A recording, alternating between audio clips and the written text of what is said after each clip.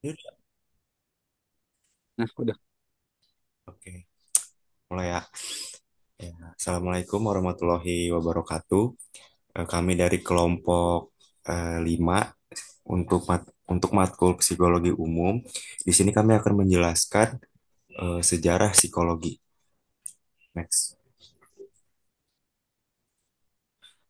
Untuk anggota kelompok 5 ada saya sendiri Bagas Korobimo, ada Fauzan Budi Wirawan dan juga ada Rivaldi.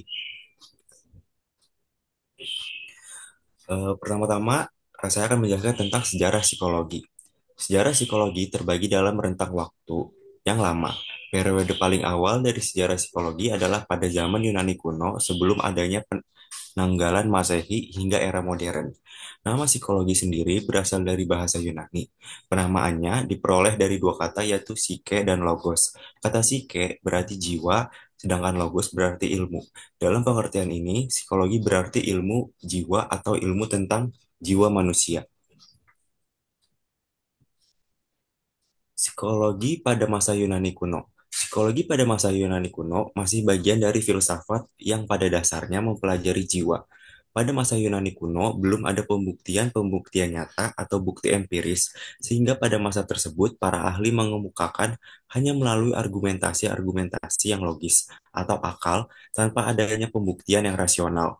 Tokoh-tokoh pada masa ini yaitu Socrates, Plato, dan Aristoteles.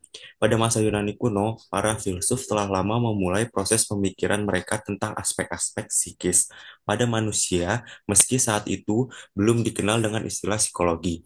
Para filsuf menggunakan metode yang tersedia saat ini, yakni analisis logis, lalu mengembangkan penjelasan tentang apa itu jiwa, proses kejadiannya, serta fungsi dan sifatnya.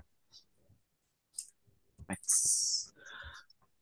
Sokrates 469 sampai 399 sebelum Masehi. Sokrates dikenal sebagai filsuf yang memulai eksplorasi tentang pengetahuan diri dan introspeksi. Dia berfokus pada pertanyaan moral dan etis, serta menekankan pentingnya memahami diri sendiri untuk tujuan yang lebih baik. Sokrates meyakini bahwa jika bukan hanya pernapasan, melainkan sesuatu yang lebih penting dari itu, jiwa merupakan asas dari kehidupan manusia. Sokrates meyakini bahwa jiwa menjadi hakikat kedirian dari manusia. Jiwalah yang membuat manusia memiliki rasa tanggung jawab sebagai individu. Plato 427 sampai 347 sebelum Masehi. Plato, murid Sokrates, memainkan peran penting dalam pemikiran psikologis di Yunani. Menurut Plato, jiwa adalah esensi manusia yang abadi dan tidak terikat oleh dunia fisik. Sementara itu adalah wadah fana. Wadah fana. Plato membagi jiwa manusia menjadi dua bagian, yaitu jiwa badaniah dan jiwa rohaniah. Plato menetapkan jiwa badania akan menghilang bersama dengan kerusakan tubuh manusia, sementara jiwa rohania bersifat abadi sehingga tidak akan pernah berakhir. Plato menetapkan bahwa jenis jiwa tertinggi adalah jiwa rohania. Kematian atas jiwa rohania tidak akan pernah terjadi karena tumpuannya adalah rasio dan logika. Selanjutnya Aristoteles 384 sampai 322 sebelum Masehi. Aristoteles, murid Plato, mendefinisikan jiwa sebagai prinsip kehidupan yang membuat makhluk hidup bisa tumbuh, bergerak, merasakan, dan berpikir. Baginya jiwa tidak bisa dipisahkan dari tubuh seperti halnya kemampuan melihat tidak bisa dipisahkan dari mata. Pendekatan Aristoteles yang lebih empiris dan biologis terhadap studi jiwa menjadikannya sebagai pelopor dalam memandang psikologi secara ilmiah. Konsep-konsepnya tentang persepsi, ingatan, dan emosi menjadi dasar bagi banyak teori psikologi selanjutnya. Selanjutnya akan dijelaskan oleh teman saya Rivaldi. Oke. Lalu ada psikologi pada abad pertengahan. Pada abad pertengahan, sekitar abad kelima sampai abad ke-15, perkembangan psikologi dipengaruhi oleh agama dan filsafat yang coraknya itu teologis, khususnya oleh pemikiran gereja dan teologi Kristen di Eropa. Psikologi pada masa itu lebih terkait dengan studi jiwa dalam konteks teologis dan filsafat. Salah satu tokoh penting pada abad pertengahan yang berpengaruh besar pada pemikiran tentang jiwa adalah St. Augustine, 354 sampai 430 Masehi. Augustine memadukan pemikiran filsafat Yunani, khususnya Plato, dengan ajaran Kristen. Ia berpendapat bahwa jiwa adalah pusat dari kepribadian manusia, dan hubungan jiwa dengan Tuhan adalah yang paling penting.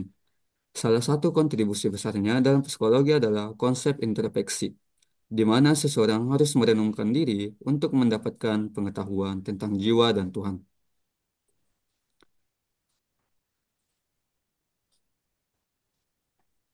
Kemudian ada pengaruh Islam pada psikologi abad pertengahan.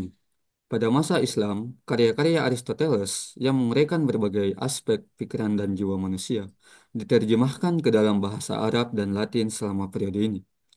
Filsuf Islam seperti Al-Farabi, Avicenna, atau yang kita kenal sebagai Ibnu Sina, dan Averroes atau Ibnu Rushd memainkan peran penting dalam mengembangkan ide-ide ini, terutama mengenai fungsi akal dan jiwa rasional.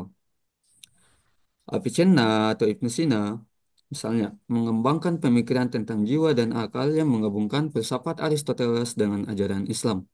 Dia menulis secara luas tentang persepsi, ingatan, dan imajinasi, serta pengaruh fisik tubuh terhadap pikiran.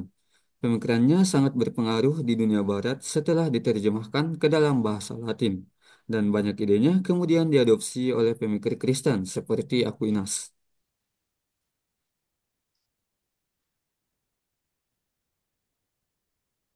Kemudian ada filsafat skolastik.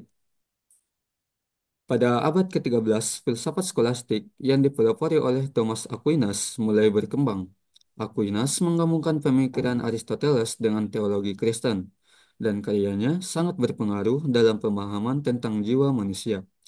Aristoteles mendefinisikan jiwa sebagai prinsip kehidupan yang menggerakkan tubuh, dan Aquinas memperluas ide ini dengan menyatakan bahwa jiwa adalah substansi yang tak terpisahkan dari tubuh, tetapi juga memiliki sifat spiritual yang bisa bertahan setelah kematian.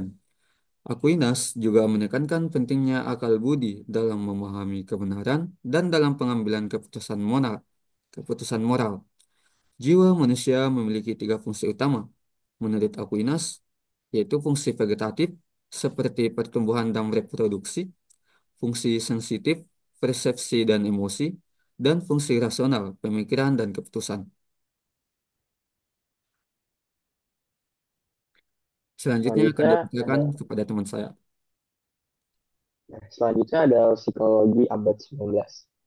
Abad 19 adalah periode penting dalam sejarah psikologi yang ditandai dengan transisi dari pemikiran filosofis menuju pendekatan ilmiah. Selama periode ini, psikologi mulai dipandang sebagai disiplin ilmu yang terpisah. Dengan perkembangan metode eksperimental yang signifikan pada abad 19, salah satu tokoh yang paling terkenal dan paling berjasa dalam dunia psikologi itu adalah Wilhelm Wundt. Ia dianggap sebagai bapak psikologi modern dan pendiri psikologi sebagai disiplin ilmiah. Wilhelm Wundt membangun laboratorium psikologi pertama pada tahun 1879 di Universitas Leipzig, Jerman. Ini menjadi titik awal psikologi sebagai disiplin ilmu yang terpisah dari filsafat dan fisiologi. Wundt mengembangkan metode introspeksi relatif, di mana subjek melaporkan pengalaman mereka terhadap stimulus tertentu.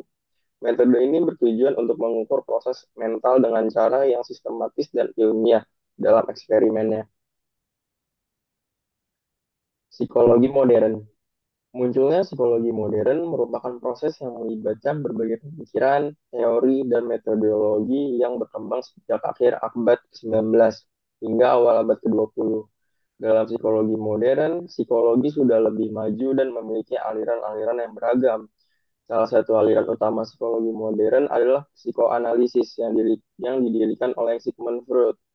Freud berpendapat bahwa banyak proses mental berlangsung di luar kesadaran seorang individu. Ia mengembangkan konsep ketidak- ketidaksadaran di mana dorongan, kenangan, dan pengalaman yang tidak disadari mempengaruhi perilaku dan pikiran seseorang. Dan inilah landasan pikiran sehingga terlahirnya psikoanalisis. Beha- Behaviorisme. Berikutnya ada behaviorisme yang diperkenalkan oleh John B. Watson.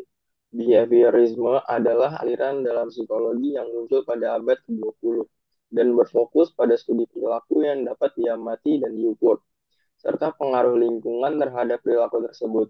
Behaviorisme menekankan pentingnya mengamati dan mengukur perilaku secara objektif. Behaviorisme percaya bahwa semua perilaku manusia dapat dipahami melalui pengamatan dan tidak perlu merujuk pada pikiran atau emosi. Terdapat dua jenis conditioning yang menjadi fokus utama behaviorisme. Yang pertama itu ada conditioning klasik. Itu dari Ivan Pavlov, di mana ia menyatakan bahwa stimulus yang awalnya netral menjadi berasosiasi dengan stimulus yang menghasilkan respon. Yang kedua itu ada conditioning operant dari B.F. Skinner, bahwa perilaku diperkuat atau dihukum melalui konsekuensi yang mengikuti perilaku tersebut. Selanjutnya itu ada psikologi Gestalt. Psikologi Gestalt berfokus pada bagaimana orang mengorganisir informasi sensorik untuk membentuk pengalaman yang koheren. Mereka meneliti cara otak menginterpretasi pola dan bentuk. Psikologi Gestalt mengidentifikasi beberapa prinsip yang menggambarkan cara orang mengorganisir stimulus visual yang berfokus pada kesadaran saat ini dan pengalaman individu. Terakhir itu ada psikologi kognitif. Psikologi kognitif adalah cabang psikologi yang fokus pada proses mental, seperti persepsi, ingatan, berpikir, pembelajaran, dan bahasa. Pendekatan ini berusaha memahami bagaimana individu memperoleh, menyimpan, dan menggunakan informasi. Awal munculnya psikologi kognitif sendiri adalah sebagai reaksi terhadap behaviorisme yang memfokuskan pada proses mental seperti pemikiran, memori, dan bahasa. Sekian Ya, presentasi dari kelompok kami. ya kurang lebihnya mohon maaf. Wabillahi taufiq wal hidayah. Wassalamualaikum warahmatullahi wabarakatuh.